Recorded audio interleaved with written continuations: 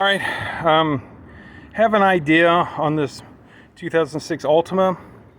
Maybe the problem is with the PCV valve that's located right here on the back side. To get to it, I had to loosen up this harness.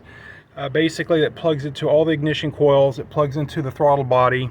It plugs into the camshaft position sensor, and also into the upstream oxygen sensor and the water temperature sensor.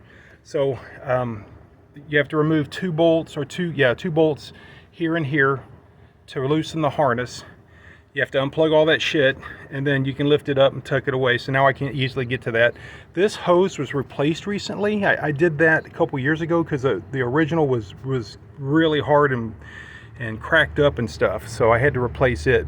But this one's in good shape. That hose alone is like $25. You can do better online, but I was in a pinch. I had to get it from the dealer. So anyway, I'm going to get a pair of pliers and move that clip away and undo that connection there. And then this basically just screws into the valve cover. That's the PVC valve. That's my goal, is to remove that and see if it's clogged or dirty. All right, so I got it out, but it was not easy. This is a 23 millimeter, and that's kind of an oddball size for open combination wrenches. So I had to use an open end, or I'm sorry, an adjustable wrench like that, and I could barely get on it enough to loosen it. Then after I got it loose, and you can see I kind of boogered it up a little bit. After I got it loose, then I used a 7/8 inch socket and just unscrewed it by hand, but there's nothing wrong with it. I was hoping it was clogged or broke or something. When you suck on it, it's open, and when you blow on it, it closes. It's good. So I'll put it back together. All right, so I got it back together. The only thing that I noticed was there was no clamp here on that side of the vacuum line for the PVC valve, so I went ahead and put a clamp on there so that if it was leaking air there, it's going to stop it.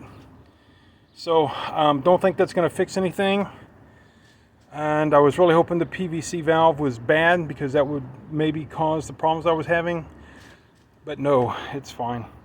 I have examined what hoses I can see, vacuum hoses and otherwise, and everything looks to be pretty solid. Nothing's cracked up and hard, you know, super hard. That is, everything's a little hard, but I don't think I have a vacuum leak. Though that would explain it. I've got to figure out what's causing the rich situation where I'm getting positive fuel trims. Does that mean it's rich or lean? That means it's giving gas, so it's making it rich, I guess.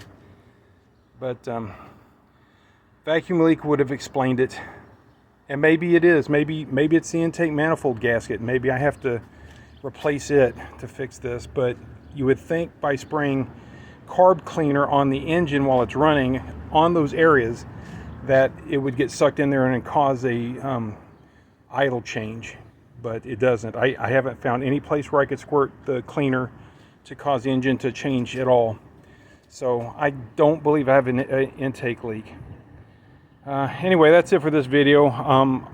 Maybe that clamp fixes something. If it does, I'll make another video.